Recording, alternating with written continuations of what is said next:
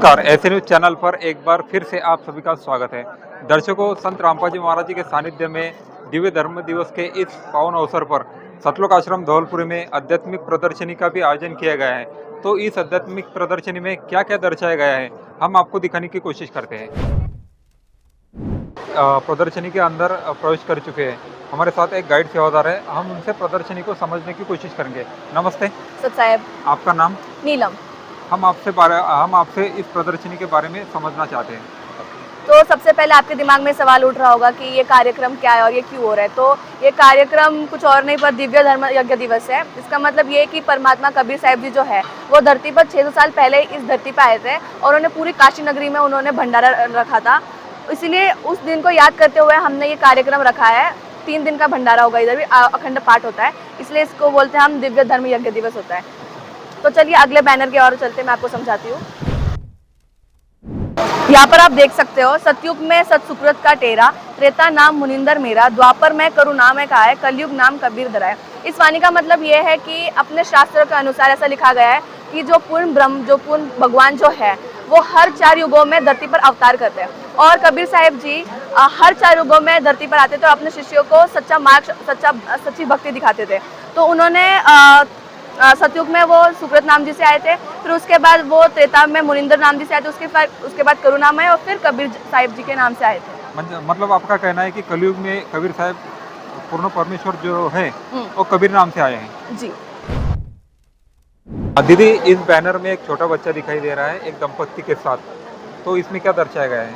तो अपने शास्त्रों में ऐसा लिखा गया है कि जो सच्चा भगवान जो है वो हमेशा सशरीर आता है और सशरीर जाता है। तो इसी तरह परमेश्वर कबीर साहिब जी जो है कलयुग में उन्होंने कमल के फूल में प्रकट हुए थे और जो निसंतान नीरू नीमा जो है उन्हें मिले थे वो लहता तालाब में। अच्छा, मतलब कबीर साहब जी का जन्म नहीं हुआ, किसी माँ के गर्भ से जन्म नहीं हुआ? जी नहीं हुआ था उनका, वो कमल के फूल में ही प्रकट हुए थे।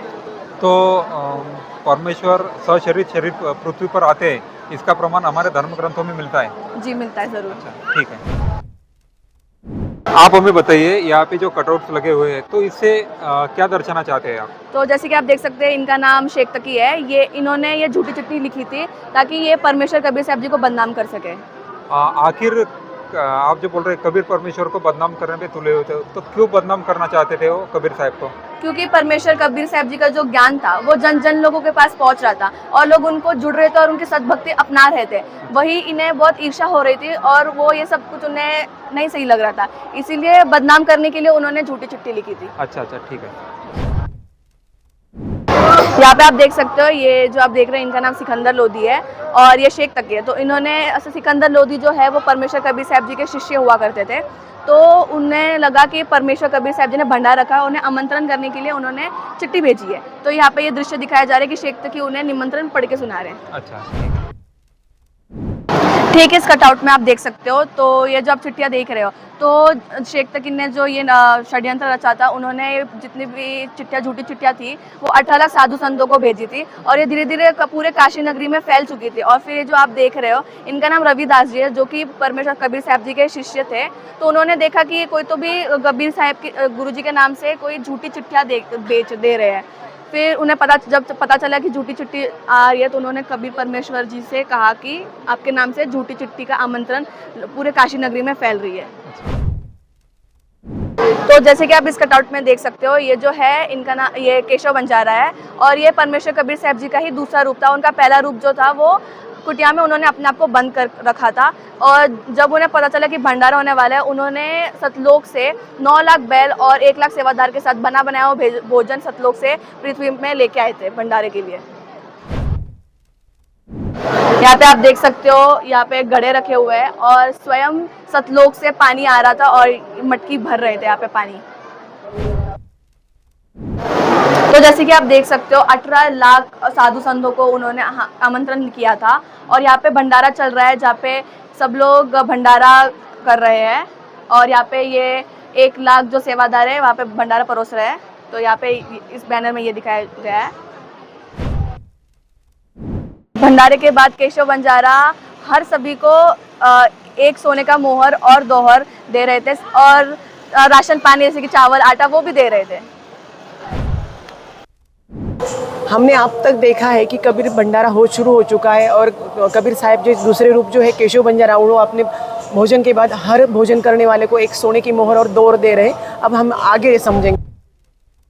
अभी इस स्टोरी में ऐसे दिखाया गया है कि एक निमंत्रण पत्र जो 18 लाख के निमंत्रण पत्रों में से एक सिकंदर लोधी बादशाह जी जो दिल्ली के बादशाह थे उनको भी गया था। और सिकंदर लोधी जो है अपने गुरुजी का भंडारा देखने के लिए चौपड़ के बाजार से हाथी के ऊपर सवार होकर आ रहे हैं। सारी शोभा देख रहे हैं। यहाँ पे 18 लाख साधु संत भोजन कर रहे हैं और देखते देखते वो केशव बंजारे तक पहुँच जाते हैं। केशव बंजारे को पूछते हैं कि आप कौन हो, कैसे हो।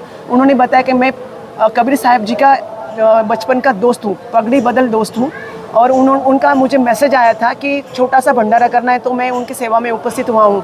तो बोले कबीर साहब कहाँ है? तो उन्होंने बोला कि कबीर साहब जी अपने घर में होंगे, उनके ठाट है, वो तो अपने घर पे बैठे होंगे, जब चाहे आ सकते हैं, जब उनकी इच्छा होगी वो आ जाएंगे। उनका दास जो है सेवक यहाँ पे आपकी सेवा में है। तो सिकंदर लोधी बोलते कि मैं गुरुजी के दर्शन करके आता हूँ और उनको भंडारे में लेके आता हूँ। ऐसा करके सिकंदर लोधी गए और कबीर साहब की झोपड़ी के पास में बाहर खड़े हैं। यहाँ पे जो सुबह रविदास जी महाराज जी ने देखा था कि कितनी भीड़ आ चुकी है भंडारे के लिए, तो उन्होंने अपने गुरुजी को जाकर पहले ही बता दिया था। तो कबीर साहब ने लीला करते हुए बोला कि आजा रविदास, तू भी झोपड़ी में बैठ जा, अंदर से कुंडी लगा लेना और कोई आवाज़ दे तो बिल्कुल भी उनको आवाज़ नहीं देनी है। हम अपना आज का दिन तो निकाल लेंगे और रात को ये काशी छोड़कर चले जाएंगे, क्योंकि काशी वालों ने बहुत सताया है, ये हमें यहाँ पे रहने नहीं दे रहे। ऐसा बोल के वो कुंडी लगा के बैठे अंदर रविदास जी महाराज जी और कबीर साहब। और वहाँ पे सिकंदर लोधी अपने घाती के साथ पहुँच रहे हैं और वो विनती कर रहे हैं कि कबीर साहब जी गुरुजी आप बाहर आ जाओ, भंडारा चल रहा है। तो कबीर साहब अंदर से लीला करते हुए बोल रहे हैं कि मैं गरीब हूँ, जुलाहा हूँ और इतने लोगों को मैं कैसे भंडारा करवा सकता हूँ। तो मेरे पास तो कोई पैसे भी नहीं और काशी में कोई ऐसा सेठ नहीं मेरे पहचान का कि जो ये भंडारे के लिए मुझे उधार दे। तो राजन, हम आज के दिन तो रह रहे हैं काशी में, आज का दिन निकाल लेंगे और रात होते ही हम यहाँ से निकल जाएंगे चुपचाप से। तो बादशाह ने ये सारी शोभा देखी है भंडारे की और बादशाह बोल रहे कि आप ड्रामा कर रहे हो गुरुजी, आप ये मेरे साथ ड्रामा मत करो, मैंने आपको पहचान लिया है और आप बाहर आ जाओ, मुझे पता है आप भगवान हो। तो उसकी बादशाह की विनंती सुन के कबीर साहब जी बाहर आए झोपड़ी से। ये हम आगे के चित्र में देखेंगे। अभी सिकंदर लोधी की बात मानकर कबीर साहब जी अपनी झोपड़ी से बाहर आ रहे हैं और कबीर साहब जैसे ही बाहर आते हैं उनके ऊपर आसमान से फूल बरसने लगते हैं और सतलोक से एक सुंदर मुकुट आता है जो कबीर साहब के सिर पर विराजमान हो रहा है और एक चवर भी आ रहा है। ये सारी लीला सिकंदर लोधी देख रहे हैं। यहाँ पे हम देख रहे हैं कि जो सतलोक से मुकुट है वो कबीर साहब जी के सिर पर विराजमान हो रहा है। चवर जो है रविदास जी महाराज जी ने ले लिया है और ये सारी लीला देख के सिकंदर लोधी भावना विभोर होके विनम्र भाव से अपने मुकुट सहित कबीर साहब जी को दंडवत प्रणाम कर रहे हैं। ऐसे ही फिर कबीर साहब जी अपने शिष्य सिकंदर लोधी के हाथी पर विराजमान हो रहे हैं और चौपड़ के बाजार में काशी में जहाँ पे भंडारा चल रहा था वहाँ पे आ रहे हैं। यहाँ पर आप देख सकते हैं कि कबीर साहब जी काशी के भंडारे में जो भंडारा चल रहा है वहाँ पे आ चुके हैं। उनके मित्र से मिलते हैं जो कि केशव बंजारा रूप से खुद ही आए थे और केशव बंजारा उनको पूछ रहे कि हे परमेश्वर, आप इतना सुंदर सतलोक छोड़ के इस गंदे पृथ्वी पर क्यों आए हो? यहाँ पे आप क्या कर रहे हो? यहाँ आपकी जो पृथ्वी लोक की जो बदबू है वो तो 7 योजन तक यहाँ पहुँच रही है और आप इस गंदे लोक में क्या कर रहे हो? तो कबीर परमेश्वर बोल रहे हैं, कबीर साहब जी बोल रहे हैं कि इसके बाद मैं आपको विस्तारित बताता हूँ। साथ में जो लगा हुआ टेंट है वहाँ पे बैठने के लिए जाते। जैसे ही कबीर साहब टेंट में पहुँचते तो आसमान से 2 सुंदर सिंहासन आते हैं। एक पर खुद कबीर साहब विराजमान होते हैं, दूसरे पे केशव बंजारे रूप में केशव बंजारा विराजमान होता है और साथ में जो 18 लाख लोगों का भंडारा चल रहा है वो सारे साधु संत इनकी चर्चा सुन रहे हैं जो कि कुछ काफ़ी घंटों तक चली थी। उसमें कबीर साहब बता रहे हैं कि मेरे जो जीव है हंस आत्माएं हैं वो काल के जाल में 21 ब्रह्मांड में फंसी है, उनको यहाँ से निकालने के लिए और मेरा भक्ति मार्ग उनको सिखा के यहाँ से उनका मोक्ष कराने के लिए, यहाँ से उनको काल के जाल से छुड़ाने के लिए मैं यहाँ आया हूँ, इसलिए मैं यहाँ पे रह रहा हूँ। यहाँ पे आप देख रहे हो कि भंडारा 3 दिन का भंडारा ख़त्म हो चुका है। सबको हर भोजन के बाद एक सोने की मोहर और दोहर मिल चुकी है। अभी केशव बंजारा है वो सिकंदर लोधी से अनुमति ले रहे कि हम अपने घर जा रहे हैं, जहाँ से आए थे उस गांव में जाना चाहते हैं, आप अनुमति दें। और कबीर साहब को बोलते हैं कि जब भी आपको ऐसे छोटे मोटे भंडारे की या किसी भी चीज़ की ज़रूरत हो तो मुझे एक मैसेज कर दो, मैं आपके सेवा में तुरंत पहुँच जाऊँगा। ऐसे कहते हुए बादशाह से अनुमति लेते हैं और जैसे अनुमति देते हैं बादशाह, तो जो केशव बंजारा थे वो कबीर साहब के रूप में विलीन हो जाते हैं, दोनों एक रूप होते हैं। एक चमत्कार भी है बादशाह के लिए भी और जो 18 लाख जो साधु संत आए थे उनके लिए भी कि ये कबीर साहब खुद परमेश्वर है और ये सारी लीला भंडारे की इन्होंने की है। और वो एक मैसेज भी देना चाहते हैं अपने भक्तों के लिए कि जो कोई अपने जीवन का उद्देश्य भक्ति और मोक्ष रखेंगे और किसी चीज़ की चाहत नहीं रखेंगे तो उनको कबीर परमेश्वर ऐसे उनके इमरजेंसी में भी ऐसे जैसे 18 लाख का भंडारा किया काशी में, ऐसे इतनी बड़ी इमरजेंसी हो कबीर परमेश्वर उनकी हर एक क्षण में मदद कर देते हैं। ये भी उनको अपने शिष्यों को दिखाना था। बड़ा चमत्कार देख के काशी में आए हुए 18 लाख जो साधु संत थे उन्होंने काफ़ी संख्या में कबीर साहब जी से नाम दीक्षा ली और सद्भक्ति करी। अभी आप देख चुके हो कि केशव बंजारा अपने कबीर साहब के रूप में विलीन हो गए हैं और अभी उनका रोल ख़त्म हो गया है। यहाँ पे अभी बचे हैं 9 लाख बैल और 1 लाख जो हंस आत्माएँ सेवक के रूप में लाए थे सतलोक से, अभी वो भी अनुमति ले रहे हैं। वो भी बोल रहे हैं कि हम हमारे गांव जा रहे हैं। और जो बाज़ार था, चौपड़ का बाज़ार था, वहाँ से नदी थोड़ी दूर थी जो क्रॉस करके केशव बंजारों और बैलों को जाना था और वहाँ पे वो क्रॉस करने के लिए गए तो नदी फुल भर के बह रही थी। जैसे ही बंजारे नदी के तट पर पहुँचते तो अपने आप एकदम नदी का पानी बहुत कम हो जाता है, उसको पार करके क्रॉस करके बंजारे और बैल चले जाते हैं और आधा किलोमीटर की दूरी पे जाकर वो अदृश्य हो जाते हैं। तो दर्शकों, ये थी कबीर साहब की लीला। कबीर साहब जी को बदनाम करने के लिए काशी में जो काजी थे, पंडित थे और शेख तकी पीर, उन्होंने संत कबीर साहब जी को बदनाम करने के लिए जो झूठे निमंत्रण 18 लाख साधुओं को भेजे थे। तो उसके बाद में कबीर साहब ने किस प्रकार लीला की, किस प्रकार से ये भंडारा आयोजित किया और 3 दिन तक ये मौन भंडारा चला। इस मौन भंडारे का पूरा दृश्य आपने देखा। सिमरन, यहाँ पर एक कुएं पर हरड़ दिखाई दे रही है, तो इसके बारे में क्या समझाना चाहेंगे आप? ये जो रेट आपको दिखाई दे रहा है ना, तो इसका ये मतलब ये उद्देश्य है कि मतलब जैसे यहाँ पे बाल्टियाँ भरती है, फिर वापस खाली होती है, फिर भरती है, फिर खाली, मतलब ये जो प्रोसीजर है ना गोल गोल ऐसे घूम ही रहा है। तो इसी तरीके से ना जो जीव है, जो हम सब है, मतलब सारे हम सब ऐसे जन्म मृत्यु के कष्ट में मतलब जन्मते हैं, फिर 84 लाख योनियों में के शरीर धारण करते हैं, मतलब 84 लाख योनियां भोगने के बाद से फिर से हम जन्म मृत्यु के चक्र में फंसे हुए हैं। इवन श्री ब्रह्मा जी, श्री विष्णु जी, श्री शिव जी भी इस जन्म मृत्यु के चक्र में फंसे हुए हैं, वो भी इस जन्म मरण के चक्र से नहीं मुक्त हुए हैं। लेकिन हमारा तो ठीक है, पृथ्वी पर जितने भी जीव जंतु हैं, जितने भी मानव हैं, उनकी तो मृत्यु होती है, लेकिन ब्रह्मा जी, विष्णु जी, शिव जी ये तो अमर हैं। नहीं, ये आपसे किसने कहा कि अमर है? क्या आपने सदग्रंथों में ये कहीं लिखा हुआ है कि श्री ब्रह्मा जी? आपके पास कोई प्रमाण है इस बात का कि ये अमर नहीं है? जी बिल्कुल, मेरे पास प्रमाण है। श्रीमद् देवी भागवत के 3रे स्कंद के 138 नंबर पृष्ठ पे श्री विष्णु जी अपनी माता दुर्गा की स्तुति करते हुए कह रहे हैं कि हे माता, आप तो पूरे संसार की जननी हो, आपसे ही ये पूरा संसार उद्भाषित हुआ है, यानी कि ये संसार पूरा उत्पन्न हुआ है। अपनी माता की स्तुति करते हुए विष्णु जी कह रहे हैं कि मतलब फिर मैं और ब्रह्मा और शिव, हम भी तुम्हारे ही संतान हैं और हमारा भी आविर्भाव अर्थात जन्म और तिरोभाव अर्थात मृत्यु हुआ करता है। तो ये सब प्रमाण जो है वो अपने ग्रंथों से ही बताए गए हैं और संत रामपाल जी महाराज जी जो बताते हैं वो कोई भी बात बिना किसी प्रमाण के नहीं बताते हैं। तो आपका कहना है कि श्रीमद् देवी भागवत पुराण में यह सिद्ध कर दिया गया है कि ब्रह्मा जी, विष्णु जी, शिव जी ये अजर अमर नहीं, इनकी भी जन्म और मृत्यु होती है? जी बिल्कुल, अगर आपको देखना चाहते हो तो आगे प्रदर्शनी में आप देख पाओगे, वहाँ पे एक ग्रंथ भी रखे हुए हैं। आप ना किसी के ऊपर भरोसा मत करो, मैं तो कह रही हूँ मेरे ऊपर भी मत भरोसा करो, आप अपने सदग्रंथों को खुद जाकर के देख लो। अब वहाँ पे जब अपनी आंखों से प्रमाण देखोगे तब आपको बिलीव होगा कि सच में श्री ब्रह्मा जी, श्री विष्णु जी, श्री शिव जी भी जन्म मृत्यु के चक्र में फंसे हुए हैं, उनके वो भी अजर अमर नहीं है। ठीक है, धन्यवाद। Thank you.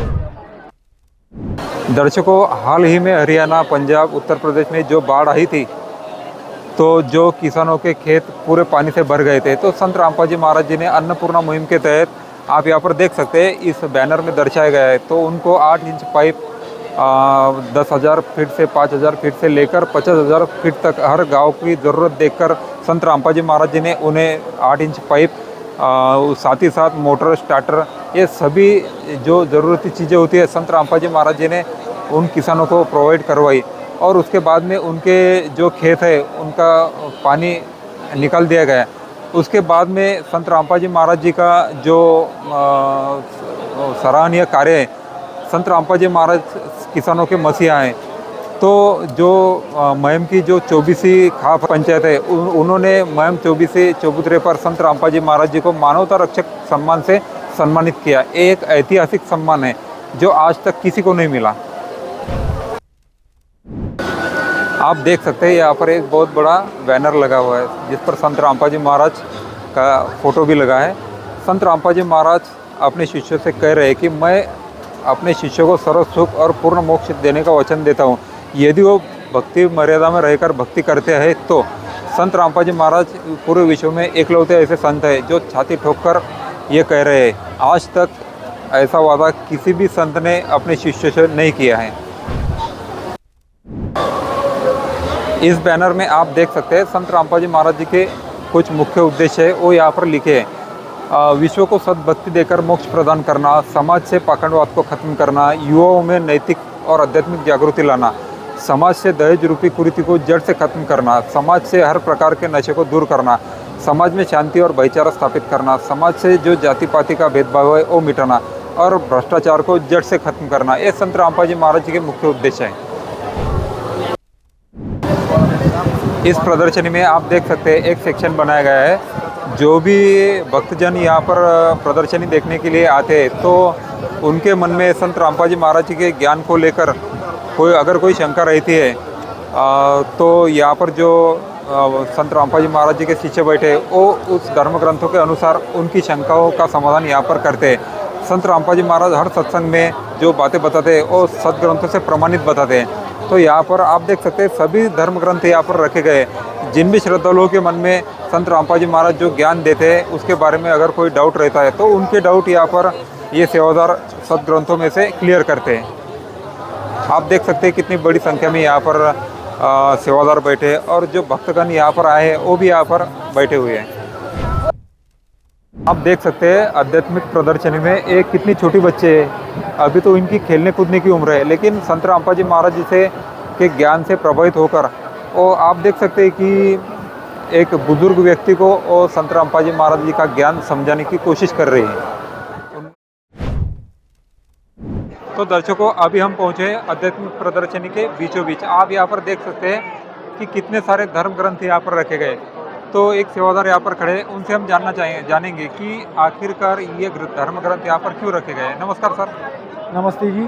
सर क्या नाम है आपका? अरुण दास। सर हम आपसे जानना चाहेंगे कि इस प्रदर्शनी में इतने सारे धर्म ग्रंथ रखने का क्या उद्देश्य है? ऐसा ये धार्मिक प्रयोजन है, प्रदर्शनी भी धार्मिक है।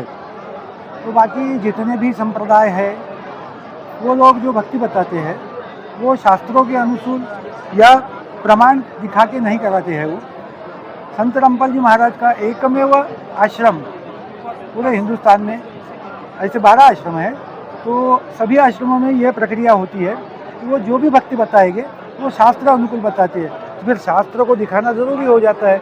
फिर देवी भागवत से लेके जितने भी 18 पुराण हैं, 4 वेद, 6 शास्त्र, 18 पुराण, ये तो हमारे हिंदुओं का सिलेबस यानी कि पाठ्यक्रम है। तो पाठ्यक्रम के बाहर का अगर कोई विद्यार्थी स्टडी करेगा तो वो पास नहीं हो पाएगा ना।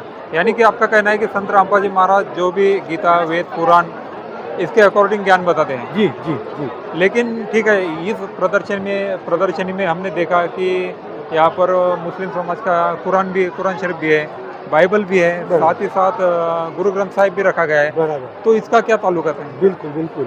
कैसा है, साईं बाबा ने पूरी जिंदगी में बोला कि हे मालिक, मैं सबको समझा के थक गया हूँ, सबका मालिक एक है, लेकिन उनको ये नहीं पूछा कि वो मालिक कौन है। सभी हिंदुस्तान में जितने भी लोग हैं सब मानते हैं कि सबका मालिक एक है जी।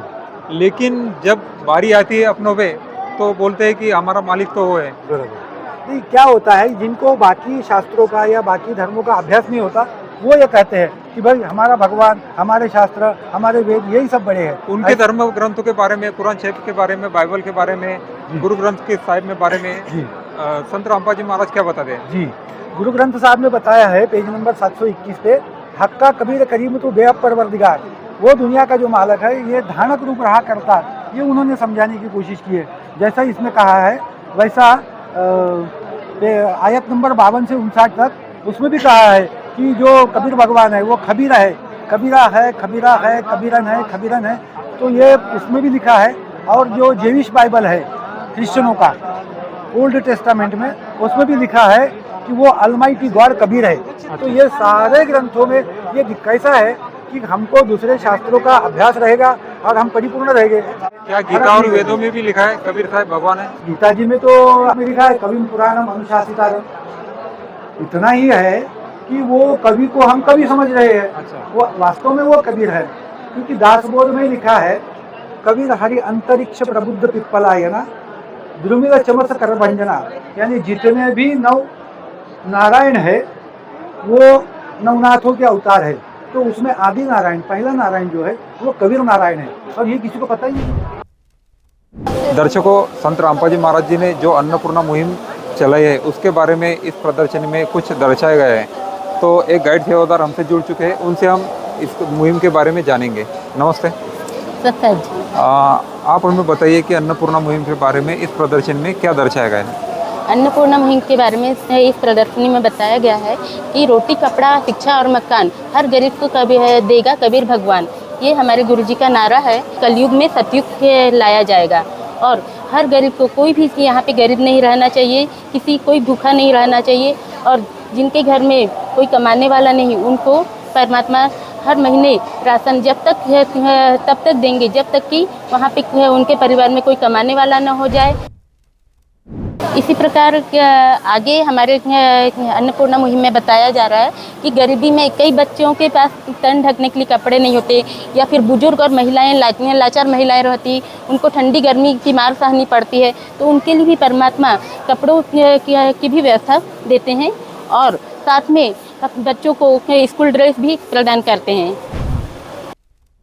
यहाँ पे जैसे दिखाई दे रहा है कि हमारे गुरुजी गरीब बच्चों को स्कूल के ड्रेस, किताबें, बैग, जूते, मोजे सभी कुछ उपलब्ध करवा रहे हैं ताकि उनका भविष्य पढ़ लिख कर उज्जवल हो सके। यहाँ पे बताया जा रहा है कि जिन गरीबों के मकान नहीं है, जिनके मकान बिल्कुल टूटे फूटे हैं, रहने लायक नहीं है, उनको परमात्मा हमारे गुरुजी संत रामपाल जी महाराज अपनी तरफ से घर बना के दे रहे हैं, पक्के मकान बना के दे रहे हैं और घर की चाबी उनको सम्मान के साथ उनके हाथ में दे रहे हैं। तो दर्शकों, देखा आपने संत रामपाल जी महाराज जी ने जो मुहिम चलाई है अन्नपूर्णा मुहिम, उसका स्लोगन है रोटी, कपड़ा, शिक्षा, चिकित्सा और मकान हर गरीब को दे रहा कबीर भगवान। संत रामपाल जी महाराज जी द्वारा इस मुहिम के तहत गरीब, असहाय, ज़रूरतमंद लोगों को वो हर चीज़ प्रोवाइड की जाती है जो उनको परिवार और उनके संसार के लिए लगती है। जैसा कि आपने देखा कि सीधा आटा भी यहाँ पर दिया जा रहा है, साथ ही साथ उनको कपड़े भी दिए जा रहे हैं। उसके बाद में जो बच्चे पढ़ना चाहते हैं उनके लिए स्कूल की फीस, स्कूल के ड्रेस, जूते, किताबें, बैग सब कुछ प्रोवाइड किया जा रहा है। उसके बाद में जो लोग बीमार होते हैं, बीमारी के लिए खर्च नहीं कर पाते, उनके लिए इलाज भी इस मुहिम के माध्यम से संत रामपाल जी महाराज करवाते हैं। साथ ही साथ आप यहाँ पर देख सकते हैं कि जिनके पास घर नहीं है उनको घर भी संत रामपाल जी महाराज इस मुहिम के तहत बनवा कर देते हैं। धन्यवाद।